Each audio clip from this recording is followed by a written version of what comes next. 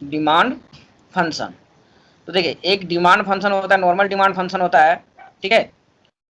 एक को हम लोग बोलते हैं क्या, ये हो गया नॉर्मल डिमांड फंक्शन। दूसरा होता है ऑर्डिनरी डिमांड फंक्शन या फिर इसी को हम लोग कहते हैं मार्शलियन डिमांड फंक्शन, मार्शलियन डिमांड फंक्शन, ठीक है। और तीसरा को हम लोग बोलते हैं कंपनसेटेड डिमांड फंक्शन, या फिर इसी को हम लोग बोलते हैं Hicksian demand function. Demand function में क्या होता है कि सिंपली हम लोग यहाँ पर देखते हैं कि demand is a function of its price, और कुछ नहीं। यहाँ पर हम लोग सिर्फ क्या देख रहे हैं कि डिमांड जो है वो किस पे डिपेंड करता है, उसी वस्तु के प्राइस पे, जो नेगेटिवली स्लोप है, जो भी है नेगेटिव डिमांड कर्व होता है। लेकिन हमारा डिमांड जो है वो सिर्फ प्राइस पे ही डिपेंड नहीं करता है, बल्कि इसके अलावा भी और बहुत सारे चीज पे डिपेंड करता है ना। जैसे कि अगर हम लोग यहाँ पर देखते हैं कि X D is a function of P X income, है ना, price of complementary goods, it is dot dot dot dot. तो इसी में यहाँ पर हम लोग को 3 मेन बेसिक केस पढ़ना पड़ता है, जिसमें से ये तो नॉर्मल डिमांड फंक्शन हो गया, उसके बाद जो मार्शलियन डिमांड फंक्शन होता है और हिक्सियन डिमांड फंक्शन, ये दो चीज दोनों आपको समझ में आना चाहिए, ऑर्डिनरी डिमांड फंक्शन या कंपनसेटेड डिमांड फंक्शन। तो यहाँ पर जब हम लोग मार्शलियन का बात करते हैं, पहला मार्शलियन डिमांड फंक्शन,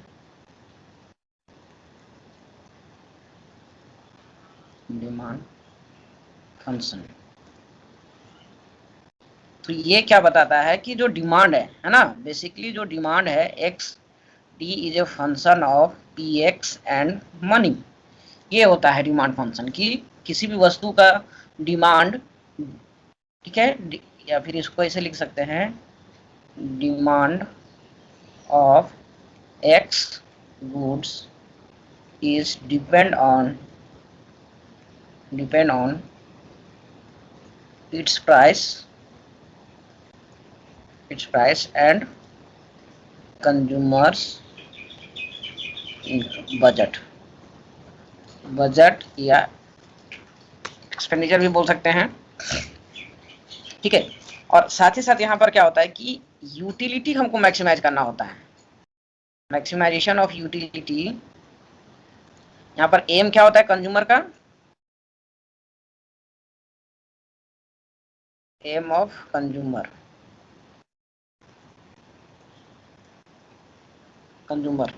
ये क्या होता है, मैक्सिमाइजेशन ऑफ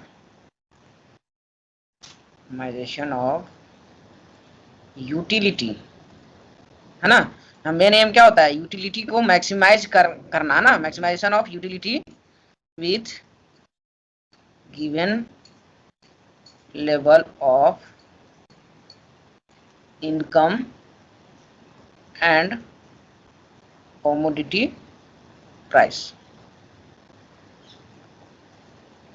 कि जब हमारा इनकम और कमोडिटी प्राइस दिया हुआ रहता है तो हमारा यूटिलिटी मैक्सिमाइजेशन कितना होगा, मतलब कि given level of income and price में हम अपनी यूटिलिटी को कितना मैक्सिमाइज कर सकते हैं, मतलब कि एक्स और एक्स का कितना क्वांटिटी हम कंज्यूम कर सकते हैं या फिर खरीदारी कर सकते हैं। तो इसी के चलते यहाँ पर जब इसको हम लोग बनाते हैं ना, तो मान के चलते हैं utility is function of Q1 Q2, ठीक है, या फिर U equal to Q1 Q2, और बजट मान के चलते हैं P1 Q1 plus P2 Q2 equal to M, ये चीज है। तो देखिए, जब हमारा यहाँ पर क्या करना है, यूटिलिटी मैक्सिमाइज करना है, यहाँ पर हमारा एम क्या है, U मैक्स, ठीक है। यूटिलिटी हम जितना भी ले सकते हैं, जबकि यहाँ पर हमारा प्राइस और इनकम जो है वो लिमिटेड है, तो जब इसको हम लोग मैथमेटिकली सॉल्व करते हैं तो हमारा सबसे पहला एम क्या होता है वो चीज लिखते हैं। तो एम हमारा क्या है, यूटिलिटी। तो हमको यूटिलिटी कितना चाहिए, यू मैक्स हमको करना है। यहाँ पर यू इक्वल टू कितना है, Q1 Q2। ठीक है, इसको मैक्सिमाइज करना है, एम हमारा ये है। और ये एम को हमको पूरा करना है कितना, किसके बीच में, ये हमारा क्या हो गया, एक्सपेंडिचर और ये इनकम। मतलब कि हमारा जीरो एक्सपेंडिचर, ना तो ओवर होना चाहिए ना तो अंडर होना चाहिए। जैसे कि ये बजट लाइन है, तो ये बजट लाइन पे हमारा क्या होता है, P1 Q1 plus P2 Q2 equal to M होता है ना। अगर हम नीचे, अगर हम इस अंडर इसमें करते हैं, इसमें करते हैं तो इसमें क्या हो जाता है, ये कि एक्सपेंडिचर हमारा कम हो जाता है और इनकम ज्यादा हो जाता है जब हम बजट लाइन के नीचे आते हैं। तो ये क्या हो, P1 Q1 plus P2 Q2 is greater than M हो जाता है। मतलब यहाँ पर हमारा एक जो मनी है वो बच जाता है। जबकि एक रैशनल कंज्यूमर होता है वो हमेशा जितना बजट निकाला हुआ रहता है उसको पूरा इस्तेमाल करता है, पूरी खर्च करता है कॉमोडिटी पे। और ऊपर में रहेगा तो ये आपका ग्रेटर देन होगा जाएगा, P2 Q2 is greater then M। मतलब यहाँ पर एक्सपेंडिचर कम हो रहा है इनकम से, और यहाँ पर क्या हो जाएगा, इस सेक्शन में, ऊपर के सेक्शन में, यहाँ पर expenditure is greater then income. तो हमको दोनों केस में नहीं जाना है, बल्कि इसी बजट लाइन में इतना ही मनी और प्राइस में यूटिलिटी को मैक्सिमाइज करना है। तो कहने का मतलब दोनों यहाँ पर हमारा बराबर होना चाहिए, एक्सपेंडिचर इक्वल टू इनकम। या फिर इसको हम लोग दोनों को अगर घटाएंगे तो P1 plus P2 Q2 minus M, ये क्या हो जाएगा, जीरो होना चाहिए। मतलब दोनों इनकम और एक्सपेंडिचर के बीच क्या हो जाना चाहिए, जीरो। तो इसका पूरा वैल्यू क्या हो गया, ऐसे हम लोग बोल सकते हैं ये जीरो है तो इसका मतलब ये भी जीरो है। तो यहाँ पर हम लोग क्या करेंगे कि ये डिफरेंस इनकम और एक्सपेंडिचर दोनों खर्च करने के बावजूद भी हमारा जो ये Q1 Q2 आएगा, ये हमारा मैक्स जितना भी आएगा उसमें से हमको यूटिलिटी, मैक्सिमम यूटिलिटी प्रोवाइड करेगा। तो इसलिए इसको हम लोग यहाँ पर P1 Q1 plus P2 Q2 minus M लिखते हैं ना। तो ये जीरो है, तो यहाँ पर इसी चलते मैथमेटिकली यहाँ पर हम लोग लेमडा ऐड करते हैं, जो ये बताता है एडिशनल मनी को। क्योंकि जब जब ये जीरो हो गया तो मार्जिनल तो यहाँ निकलेगा ही नहीं, कि total expenditure equal to total income हो गया। तो मार्जिनल निकालने के लिए हमको क्या करना होगा, मार्जिनल एक्सपेंडिचर, एडिशनल मनी हमको प्रोवाइड करना पड़ेगा, एडिशनल मनी। तब हम जब एडिशनल मनी देंगे तब एडिशनल खर्च एक Q1 पे कितना करेगा और Q2 पे कितना करेगा। इसलिए यहाँ पर लेमडा को हम लोग क्या बोलते हैं, lambda equal to marginal utility of M, मतलब मार्जिनल यूटिलिटी ऑफ मनी। ठीक है, कि अगर हम एडिशनल मनी मतलब एडिशनल यूटिलिटी ऑफ मनी, ठीक है। या फिर थ्योरेटिकली हम लोग देखते हैं कि जब दो वेरिएबल है और एक इक्वेशन है तो उसको हम लोग इक्वेशन को बढ़ाने के लिए हमको कोई कांस्टेंट से गुना करना पड़ता है। ये आप प्योर मैथमेटिकल में जाइएगा तो आपको लैग्रेंजियन मल्टीप्लायर कॉन्सेप्ट आपको वहां पर पढ़ना पड़ेगा। अभी बस आप यहाँ पर इतना ही समझिए। तो ये फाइनल हमारा इक्वेशन आ गया किसका, यूटिलिटी मैक्सिमाइजेशन का, Z equal to Q1 Q2 plus lambda P1 Q1 plus P2 Q2 minus M। तो ये जो इक्वेशन हमारा बना वो किसके लिए बना, यूटिलिटी मैक्सिमाइजेशन के लिए, मैक्सिमाइजेशन है ना। और अब यहाँ पर यूटिलिटी मैक्सिमाइजेशन निकालने के लिए हमको क्या करना पड़ेगा, मैक्सिमाइजेशन कंडीशन फॉर मैक्सिमाइजेशन। तो यहाँ पर वेरिएबल हमारा कितना है, dz by D Q1 equal to zero होना चाहिए, dz by D Q2 equal to zero, और dz by D lambda equal to zero होना चाहिए, है ना। अभी इतना ही लेते हैं। तो यहाँ पर अगर हम लोग निकालते हैं dz बाई डी Q1 तो ये क्या आ जाएगा, Q2 plus lambda P1 equal to zero, या फिर Q2 equal to minus lambda P1, या minus lambda equal to Q2 बटा P1। ये आ गया dz by D Q1 D Q2।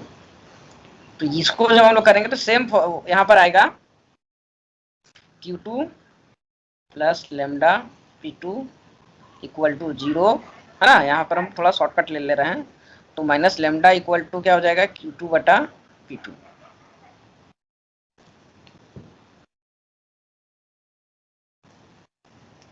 और dz by D lambda equal to क्या हो जाएगा, P1 Q1 plus P2 Q2 minus M equal to 0, या फिर P1 Q1 plus P2। Sir दूसरे वाले में Q1 होगा ना, Q1 by P2, Q1 by P2 होगा ना। हाँ हाँ,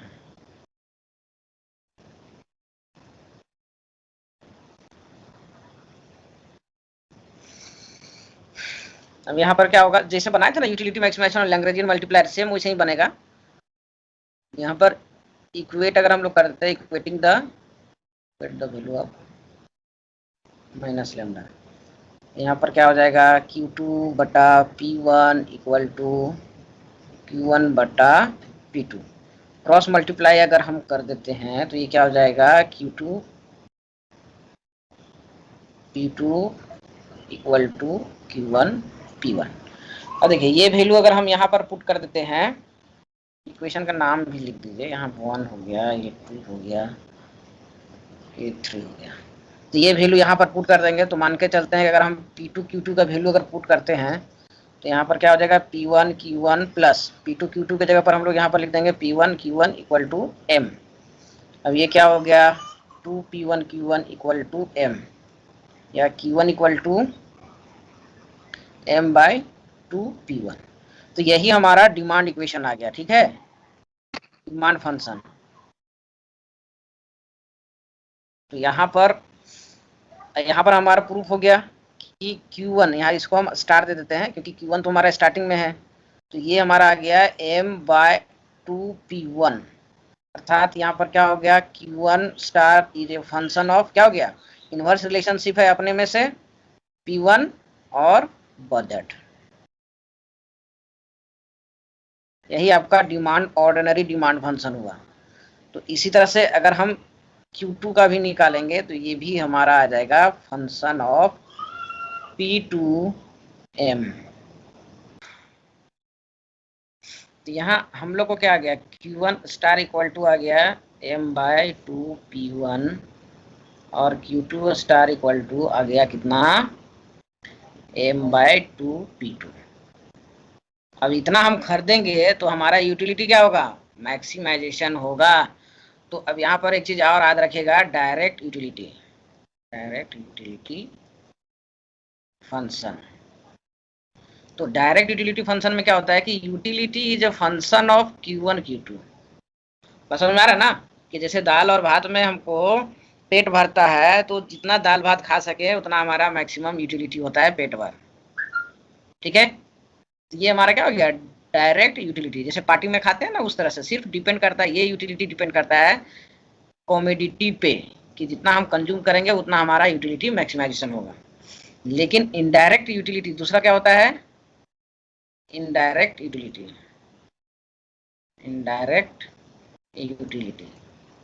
तो इनडायरेक्ट यूटिलिटी जो होता है वो हमारा फ्री पार्टी वाला पर डिपेंड नहीं करता, बल्कि यहाँ पर उसके प्राइस और उसका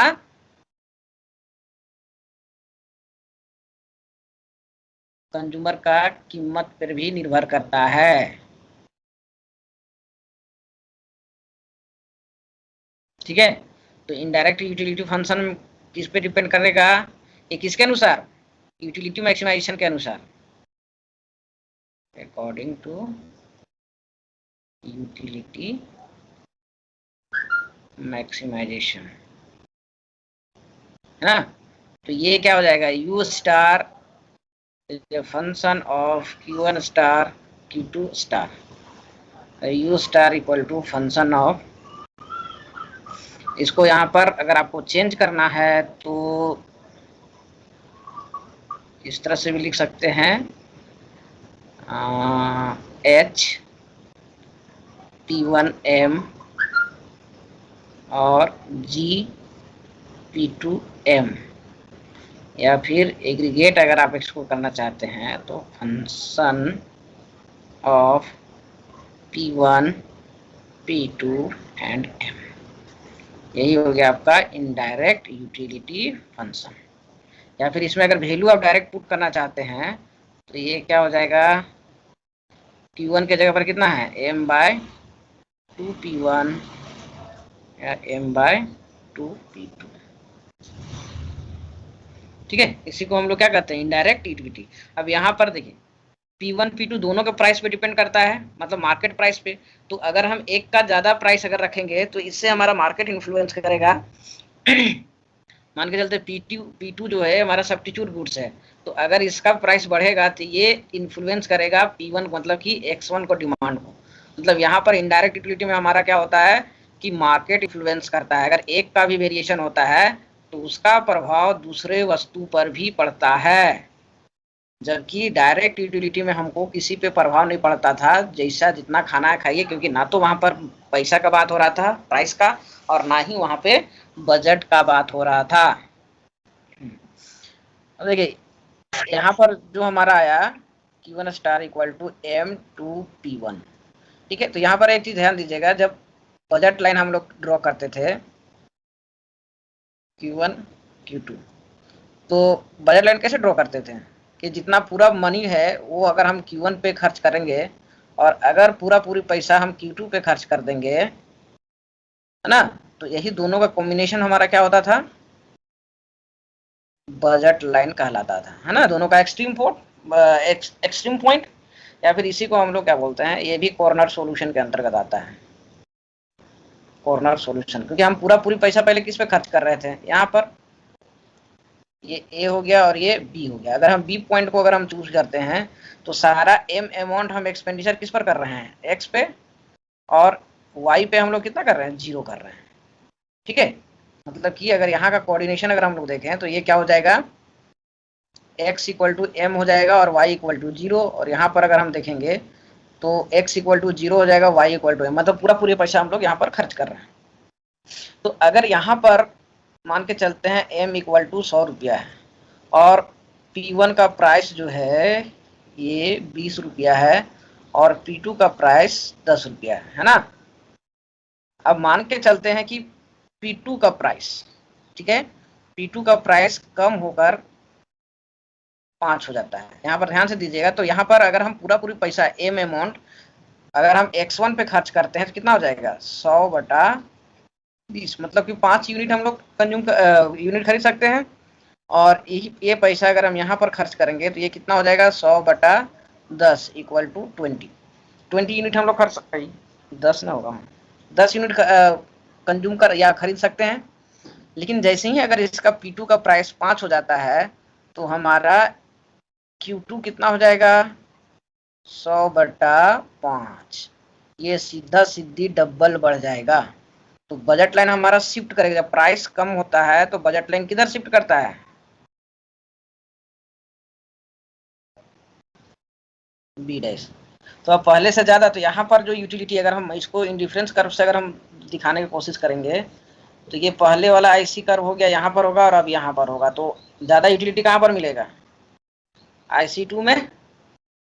यस सर। मिलेगा ना जी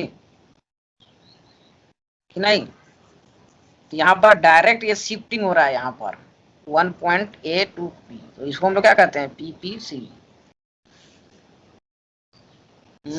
PPC बोलते हैं कि क्या बोलते हैं, प्राइस कंजम्पशन कर, PCC बोलते हैं।